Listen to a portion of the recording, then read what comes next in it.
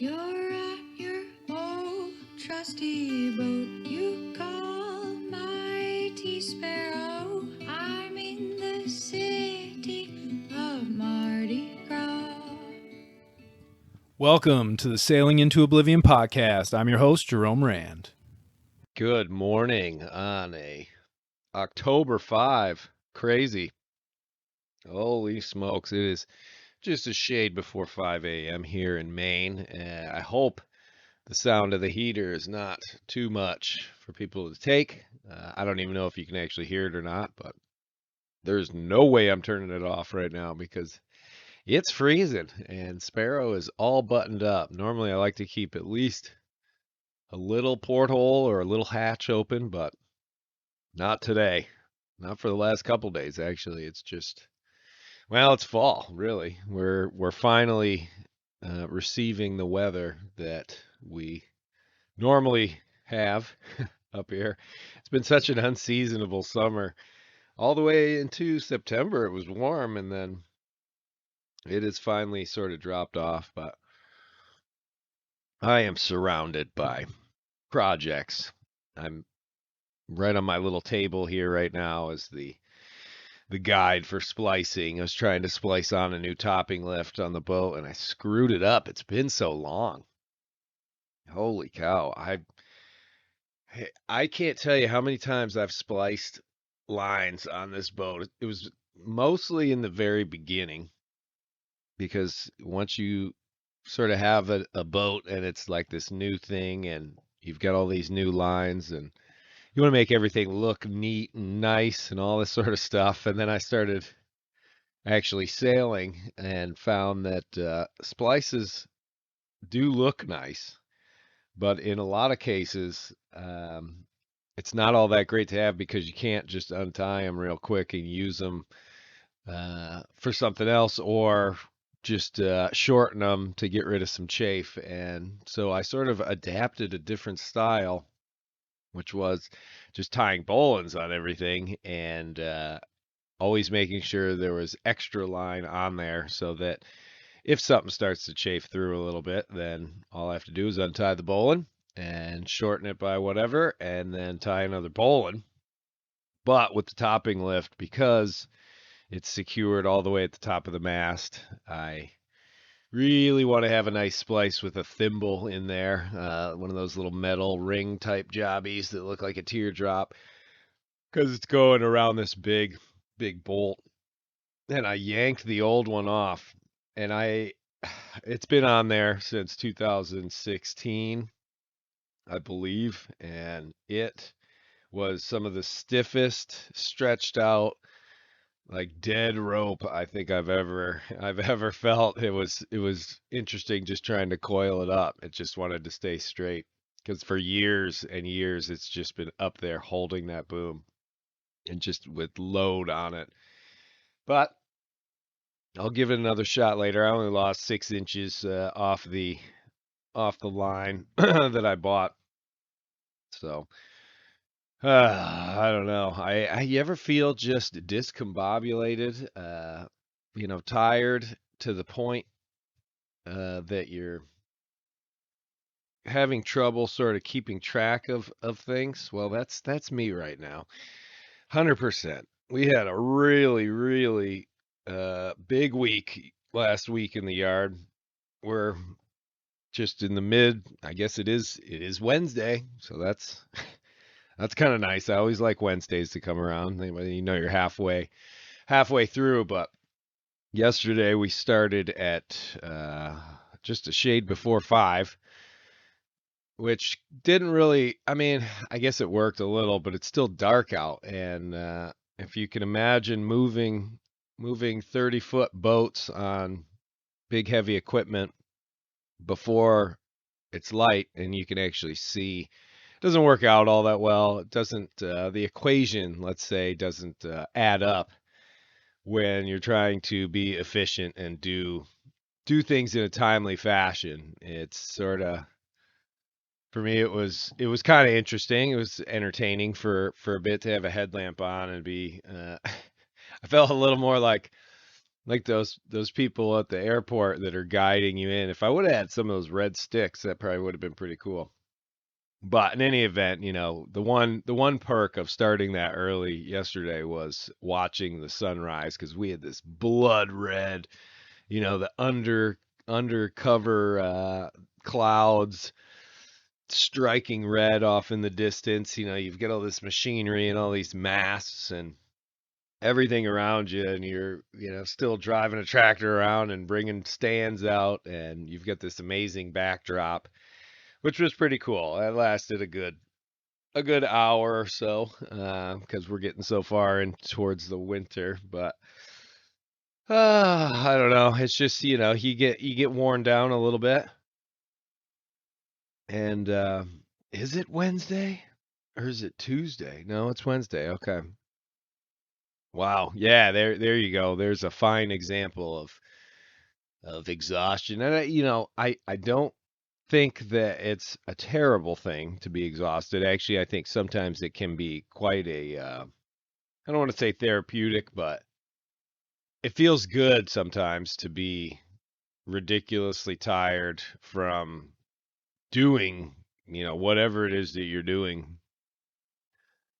But there's a fine line, I think, between being tired from doing it and actually being, I don't want to say over it, but and I don't want to say bored, but get what I'm saying, like the tedium of doing the same stuff over and over, and that's always been sort of an issue with me throughout my life, really, where I really enjoy doing certain things, and then you do them enough, and you're sort of like, all right, let's do what else we got down the old pipeline, and yeah, I don't know. I guess it's culminating in a few different areas as well. Making all the stuff for YouTube and everything is definitely fun, and it was pretty exciting in the beginning, and it's still, it's not bad.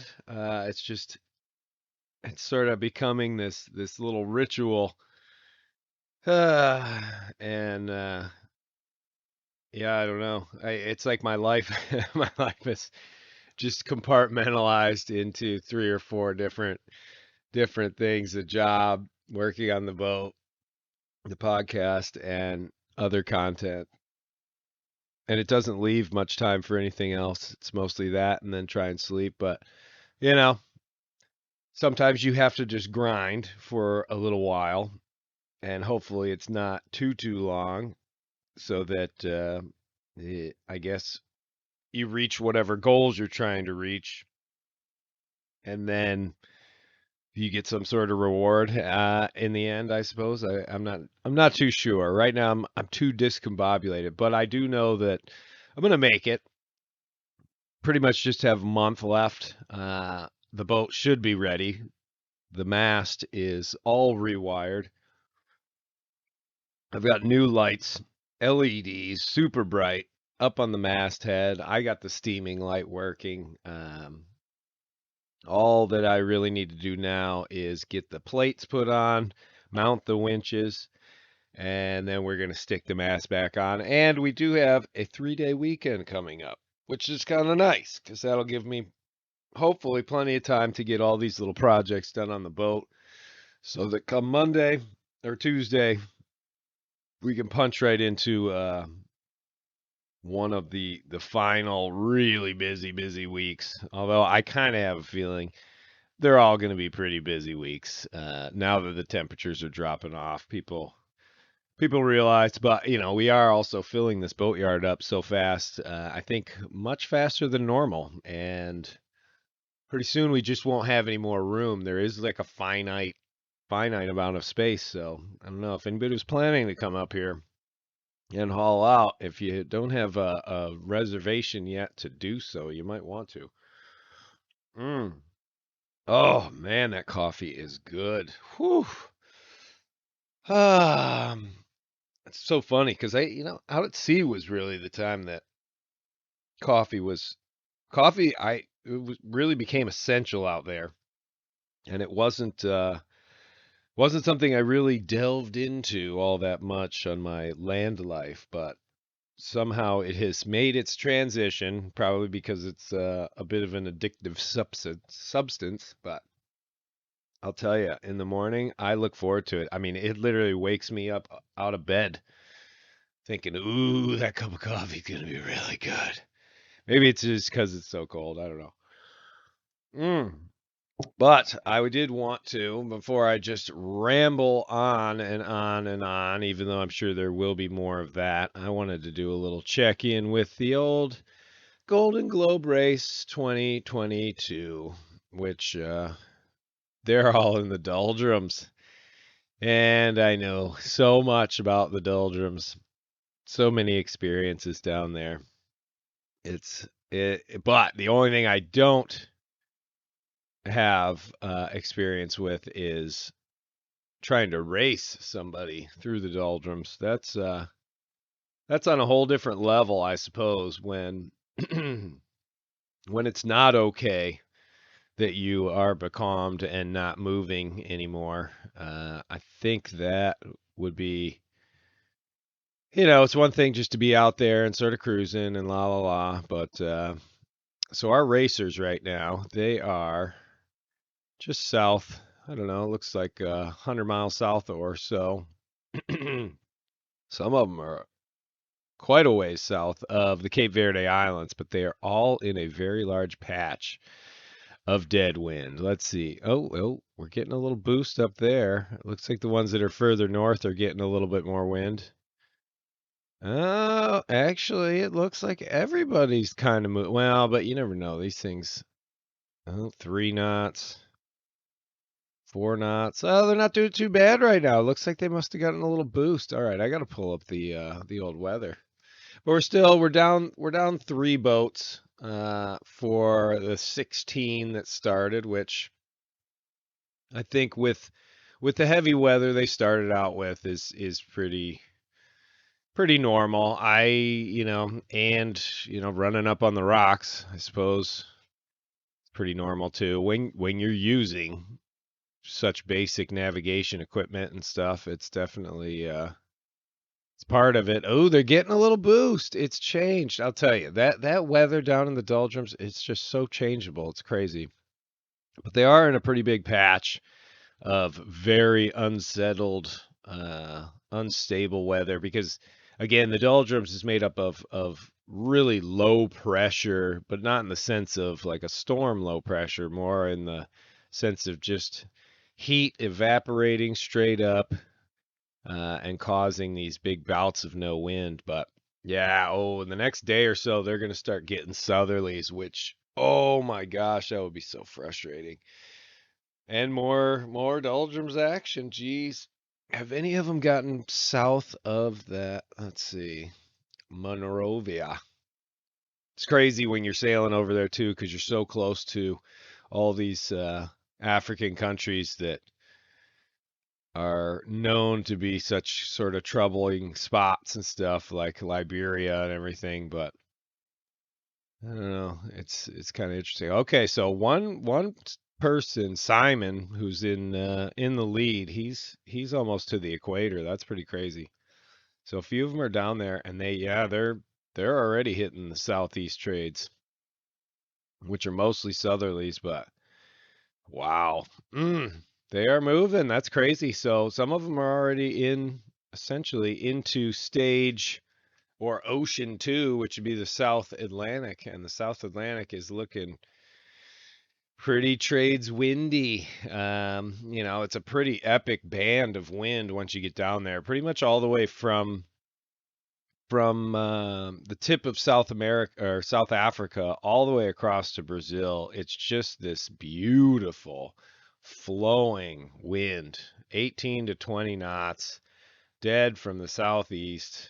Well, kind of almost the east southeast, and not very changeable. I've sailed that many, many times, and it's quite remarkable how consistent that wind is. And at that point, it's pretty much just dive south as fast as you can to get into those variables and start riding those Southern Ocean lows across. And they've got some pretty ugly systems down there. going across from South America towards the Cape of Good Hope. It's probably a good idea that they're not there quite yet. It is still pretty early. If I were to dive down to the Southern Ocean again, I'd want to arrive there pretty much no earlier than December, I think. It gives you a pretty good docile, so to speak, as docile as you can be in the Southern Ocean, that sort of thing. But yeah, so it looks like the pack and the fleet, they're all sort of just above the equator, just south of the Cape Verdes, and yeah, fully immersed into the Doldrums action. And again, we've had 3 retirements, one due to, I guess, breakdown, one due to the American, he ran up on the rocks, and then the last one, Mark, was it Mark Sinclair, Australian, I believe? Yeah, he actually, his plan, I guess, according to the news reports, it was that he was going to do a quick stop in Cape Town to go to a wedding of his son or something like that, and so he wasn't even planning. You know, he was the only person who finished in the Chichester class, which means you stop once in the 2020 or 2018 race, and so he came back, and I think, yeah, I think his plan was to do that sort of thing again, and I think it's just becoming a bit more than he wanted to deal with because it's a lot of work. A lot of times I think, especially with these guys and gals that have to get sponsorships and do all this sort of stuff, um, there's an added pressure onto it, you know, so when the race starts, you're already absolutely exhausted because you've been working so hard to secure all this stuff and satisfy all of these sponsors as best as possible, which it's a big reason why I try to steer clear of all that sort of thing. Just because, you know, you might have to work and wait and spend your own money and stuff, but boy, not having that external pressure really, I think, simplifies things for sure and allows you the flexibility to do whatever you want, which is what I'm all about. Flexibility. Oh man. Which I think is why I love doing this podcast, because if I need to take a few days off, I can. If I want to punch out a show every single day, I can. And that actually feels really good. It feels nice to be able to do that and not have any external expectations or pressures. I mean, I guess a little bit from the family of patrons who actually have grown one more. We're up to 28. I can't believe it. It's so fascinating to see that. I think probably one of my favorite emails to receive is from Patreon and have them say, "You have, congratulations, a new Patreon member." It does feel pretty good. So cheers to you, Neil, whoever you are out there.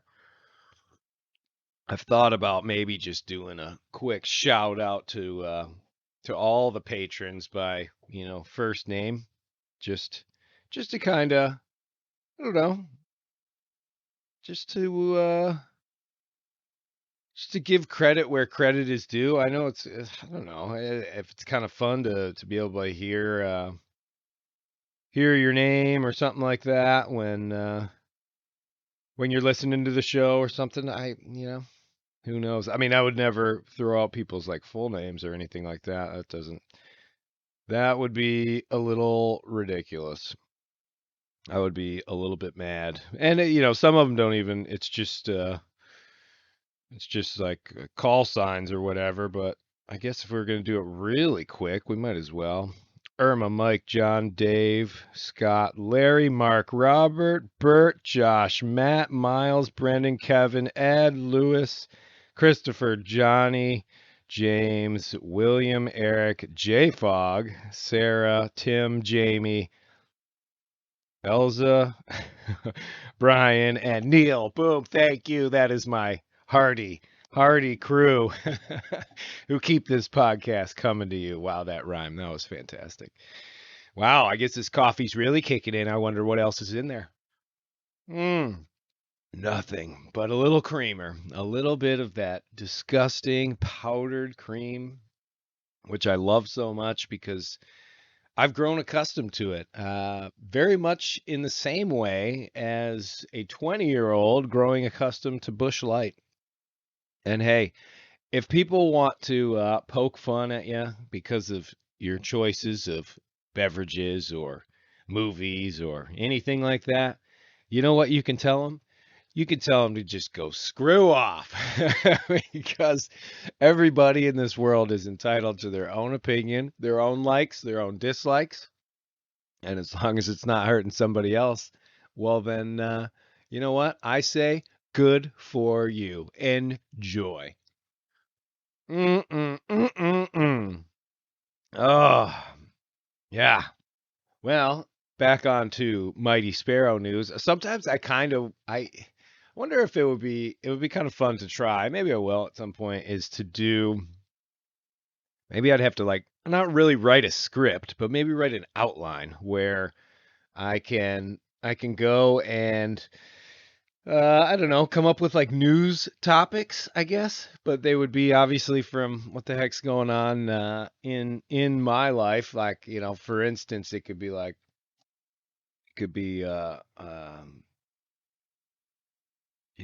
right, this morning it's at 5:10, top of the hour. We have our Murphy watch. The last sighting of Thomas Murphy was at 5:15 a.m. yesterday when he was shocked and awed to see us moving boats before he was even out going to haul lobsters. Full report coming later. That sort of thing. I don't know. Be kind of fun. I think it would summon my inner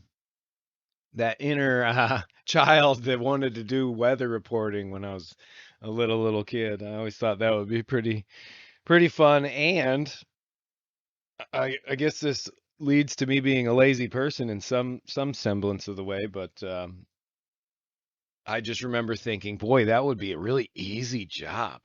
If you just had to do a weather report, I mean, that can't be that hard. No, I'm not saying anything about all the weather reporters out there because weather is not easy to become an expert on. And I think you got to take a lot of guff too because, you're just trying to predict things and you're trying to use the information you have, and maybe even you're just a sort of TV personality and somebody else is feeding you all the information, but still, they're just trying to do their best. Give them a break, man. Oh, Lord. So besides the mast, for our 5:15 Sparrow report, besides the mast, we have a solar panel coming to replace and rewire the system there. That should be here sometime next week.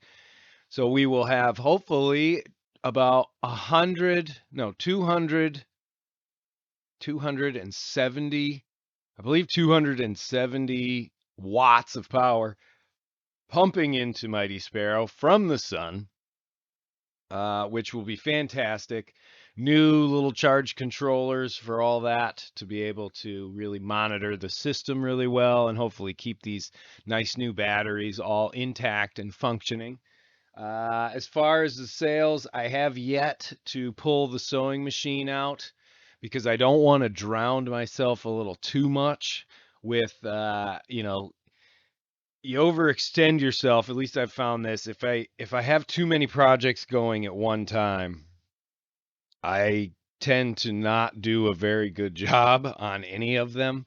Or I shouldn't say that. I do less of a quality job on all of them. And what I've found works better for me is to have one project and focus on that until it's absolutely finished and I'm good with it, and then go ahead and switch over to the next. And I think that a big part of that helps me is just to prevent me from becoming a little too overwhelmed as well. I'd rather get anxiety from looking at the list of things to do and not looking around the boat and seeing 18 different projects going on all at once.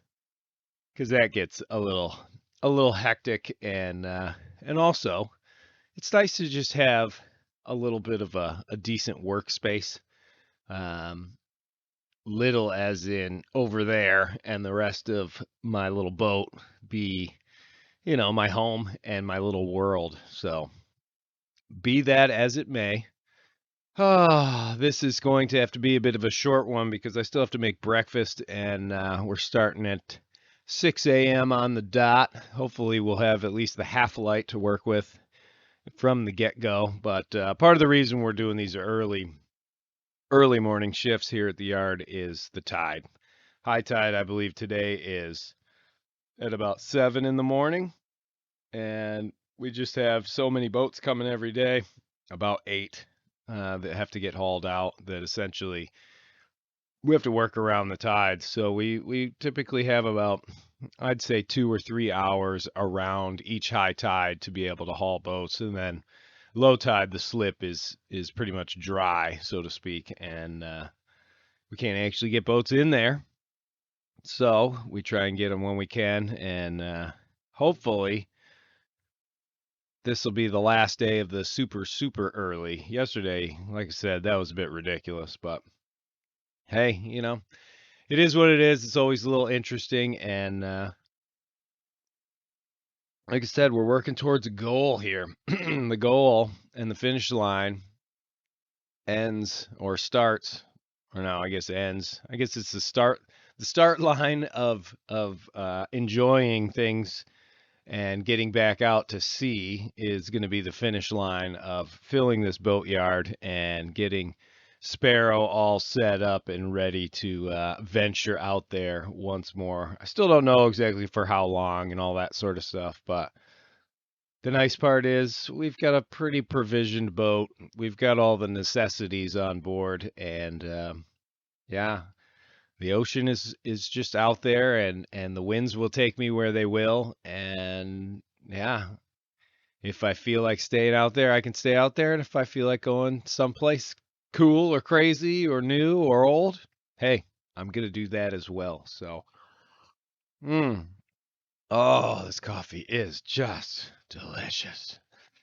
But yeah, so I don't know, maybe I will maybe instead of just putting this out right now, maybe what I'll do is do a post work. Nah, you know what? I'm not going to do it because I know that when I finish work, my brain is usually pretty tired, and it's hard to articulate a lot of stuff most times. So that's when I try to do some of the visual editing and stuff like that. That seems to coincide a little better. It can be, believe it or not, a little bit hard for me to ramble on after a long day's work out in the sun and such, because I just feel a bit on the exhausted side. But this was a nice little wake up early morning podcast. I hope everybody is doing well out there. Once again, thanks to everybody for supporting the show and also for listening and everything like that. It's why we do it. It's why we're out here. It's why the microphone's on and the computer is recording it. That's how we do it. And yeah, it's been a lot of fun. It really has been a lot of fun to do this, and I look forward to all the other conversations and ramblings that I'll get. I am really looking forward to being out at sea and recording out there, because I kind of feel like I've gotten into, I don't want to say like a flow state or anything like that, but I've just gotten used to sort of doing these solo podcasts, and like I don't really have any notes or anything. I guess I do have some notes. I have some notes of things that I wanted to, oh man, stuff that I wanted to get to. I didn't even glance at that, man. I guess that's what happens when you start really early in the morning, but I am going to try and do a bit of a follow up. Okay, so you know what? Okay, we're not going to put this out this morning. I'm going to put this out this afternoon. And what I'm going to do is, as soon as I finish up with work, I'm going to hop on the mic and we're going to hit these subjects right here. Falling overboard. why I do nonstop sailing, the Caribbean run, and crossing the Atlantic. Wow, those are some pretty hefty topics. Maybe I'll try and hit one or two of those just to round this out to an hour, like the norm, and then I'll put it out after that. So for me, a whole day is about to go by in the boatyard with heavy equipment and tractors and stands and boats. And for you guys listening to this, it's going to take about 1 or 2 seconds. So there we go. Part one done. Well, that was a day right there. Holy smokes. Welcome back.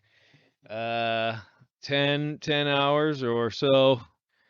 Yeah, 10 hours later. It is now just before the 5 p.m. hour. And yeah, we hauled 7 or 8 boats, pressure washed pretty much all of them, and holy smokes, got them all stood up. We had one that was had an insane hull shape, really old school racing boat, but just real beamy, like teardroppy shape with a huge keel, 6.5 feet or something, huge for our yard, and holy cow, took the really extra large jack stands that we have, so that was always I want to say a pain in the ass, but it's not really because at least it's a change up because we're running out of room. So we're essentially down to like our last 100 jack stands, believe it or not. So, which is early. We're about a month early for that. And we're actually pulling some of the dock floats out tomorrow after we do a couple of masts. So it's all coming together here, folks. And then right after work, I was able to get some work done on the mast, some paint, some prep. Aluminum's pretty funny stuff because when you can't just slap paint on it because it'll pretty much oxidize and peel right off. So you have to prep it with these funny chemicals and then wash it off and then add more chemicals and then wash it off. And then it's like an oxidation layer or something like that. And then you can paint it. But got that, and all I got to do now is figure out how to tap. See if I can tap G10 fiberglass kind of composite stuff, and then also tap aluminum like at the same time. I don't know if that's going to be humanly possible or not. Luckily, there's a few experts around, which will definitely help me sort a few things out, which would be nice. But yeah, I still actually once I finish this, and I'm gonna go do a little pressure washing, and then I think I'm gonna crank back and have a brewski with old Heath and Murph for a hot second before possibly diving into another podcast with some very interesting this couple that's been here working on their mast. Absolutely amazing. They've been pretty much all around the world through the South Pacific and Indian Ocean and all that, and they're headed to the Caribbean after this. Really, really a cool couple. They had me out on their boat for dinner one night, and it's fantastic. Just that whole sailory sort of camaraderie thing that goes on with people on boats. I don't know, it's really quite cool. So that to look forward to. Other than that, I did want to, I think I rattled off this list that I was looking at and thinking about it. I think as I don't know, a lot of these topics, I think I could probably do quite a lot of stuff on it. And some of these have come up as questions and comments and all that sort of thing. So I want to be able to sort of chip away at these because I definitely don't want to leave people hanging when they email the show or leave comments on some of the other content that I put out. So I guess the one I think is if I worry about falling overboard out at sea, and I wouldn't say that I actually worry about it. I would say that it is something that it's a thought that is in the back of my head pretty much all the time. It's not something you ever want to forget about, and it's not something you sort of joke about. Because the reality of the situation is I've tried to make Sparrow sail herself, all the time. Like if I'm doing things really, really well, I don't have to go and touch anything or adjust anything, and that can go on as long as the wind stays the same and the waves stay the same. And sometimes out in the ocean, that can go on for days and days and even weeks. So essentially, the the reality is that if I do fall overboard, the boat's not gonna Sparrow's not gonna sort of realize what's happened and decide at that exact moment to malfunction, I guess you could say, in any way, and then round up into the wind or anything like that. And I did for the first little bit of my solo sailing career. I remember dragging a line behind the boat. It's about, I don't know, 70 feet long or something like that. And I remember pulling it in after it had been in the water for weeks. And it was so slimy and gross and weakened by just being wet in the sea that pretty much figured I had zero chance of actually grabbing hold of that. And I have read stories of people falling overboard and actually being able to grab onto different little lines or even fishing line to be able to get back onto the boat, which sounds to me like just a miracle sort of situation. But I think for me, it's just one of those realities that you sort of live with, and I can't, obviously you can't really prevent it. Even if you clip on to everything in sight and hook on to everything, you're still going to have to unclip at some points. And going overboard clipped in is no picnic in itself. And yes, it might be better than slowly slipping down the side of the boat and watching it then disappear. But it's one of those realities that I think in my mind, all I try to do is realize that danger is there, take it very, very seriously, and actually, in some ways, use that fear to propel me to make smarter decisions, think things through, don't mess around, and do foolish things. I will never forget seeing this clip on YouTube years and years ago. Somebody who sailed like across the Pacific or something, or over to Hawaii, I'm not sure, but he did it by himself. And there's this clip of him up on the bow, and he's got a bucket on his head. And I think he was clipped in. I can't really even remember, but I just remember thinking to myself, that is the dumbest thing I have ever seen. Like, what better way to end up falling overboard than to cut your balance and stuff out by cutting off one of your senses, and for some video shot or something. It just, I don't know, it was beyond me. I mean, those are the sort of the things that are pretty ridiculous. And I even have this clip. It's a short one because I realized exactly how dumb it was. But on the last big trip that I did, I had bought this little new GoPro, and it came with all these accessories. And one of them was one of those selfie sticks. And I can remember it was really, really calm out, and I was kind of bored, but we were still sailing. And I was like, oh, I'll pull out that selfie stick, try and get some good shot, something like that. And I think I walked from the cockpit up to the foredeck with this selfie stick, and then I turned the video camera off. And I was just like, this is exactly how you fall in the water, paying attention to this thing instead of paying attention to the fact that 2 feet away over that lifeline is basically a miserable and very scary and very sad little death. So I don't know. It's one of those things. I don't worry about falling overboard, but I realize it and I realize the consequences, and I let that be a great motivator in not only making good choices, but also hanging on extra super tight. So I think that covers that issue.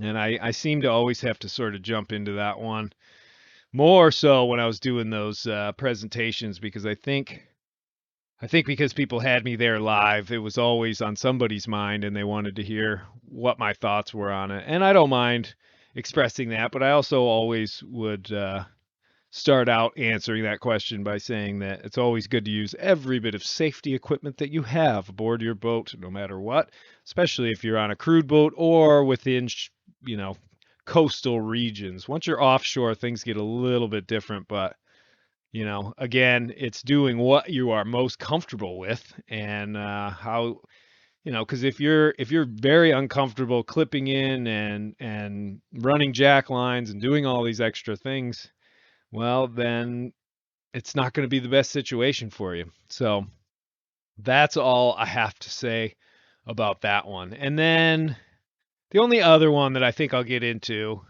because there's a kind of a list here, is why nonstop sailing.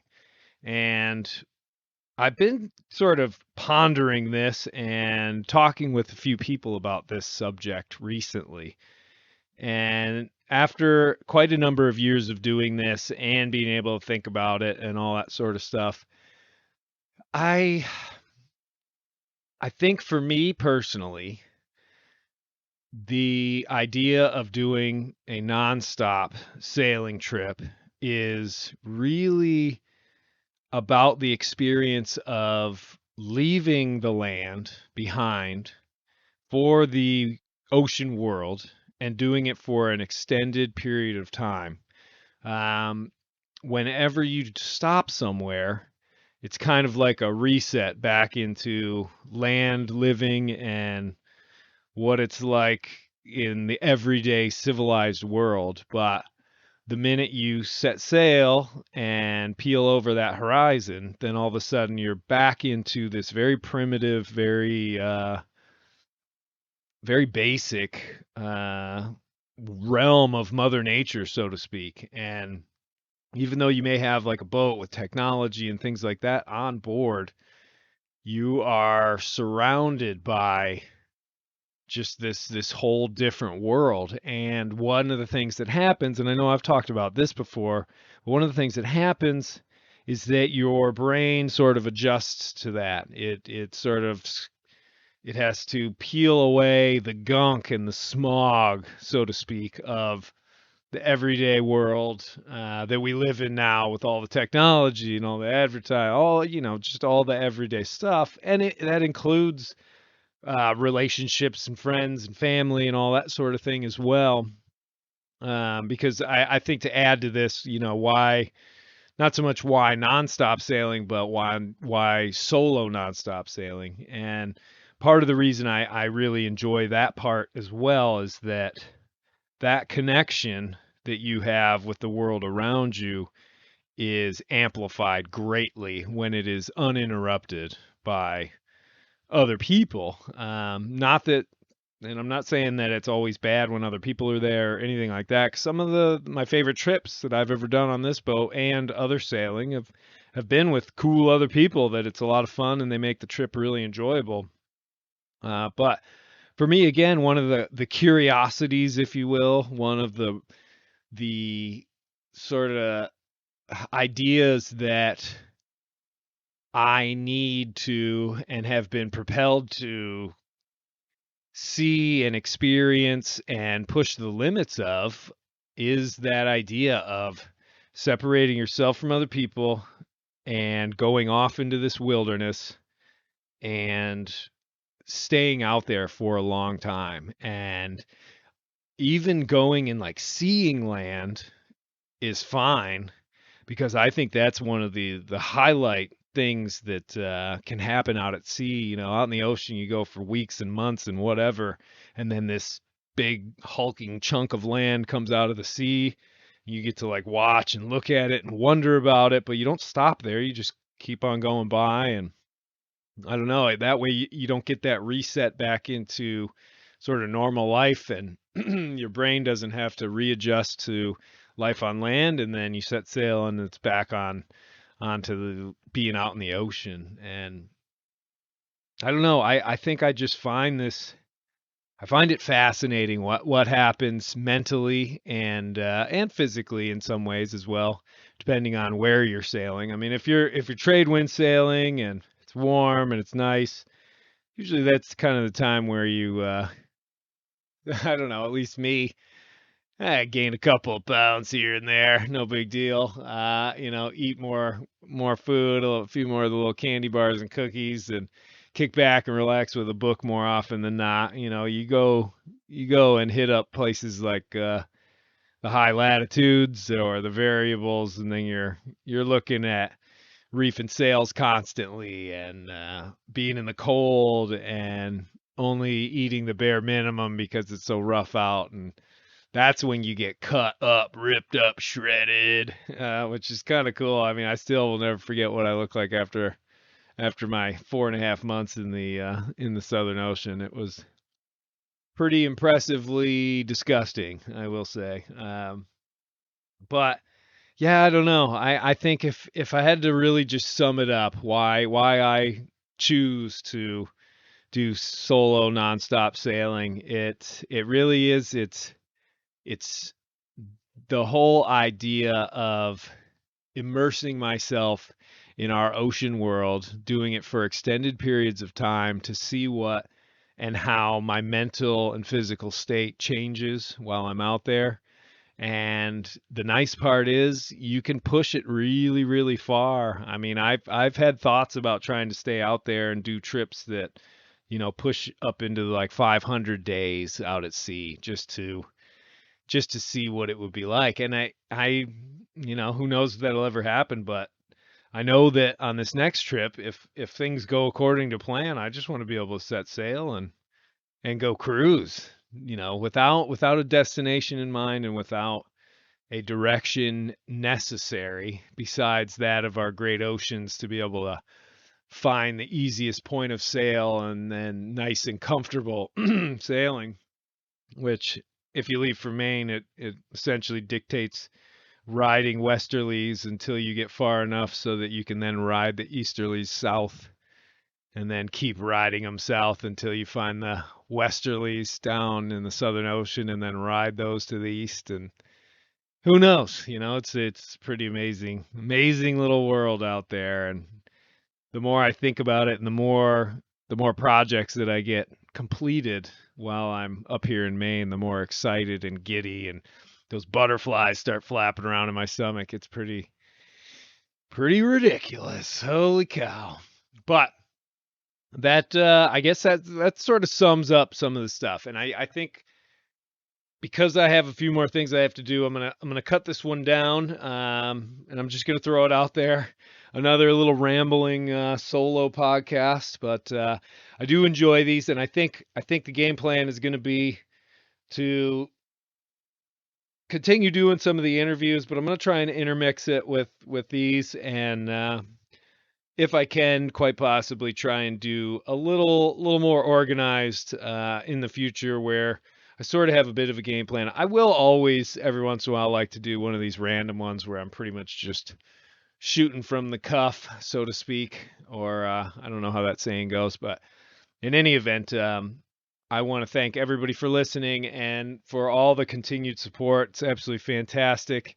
I'm going to keep putting these out and mixing them up and trying to do more and more stuff. And yeah, other than that, wishing all of the Golden Globe racers good luck in the Doldrums. They are in the thick of it. They're just about to the equator, but there's some ugly, calm air down there, and I can only imagine or only remember exactly what it's like to be in that situation. And so I'm feeling for them. I can literally just close my eyes and picture what it's like there, and I'm sure that's what quite a few of them are going through. So wish them luck.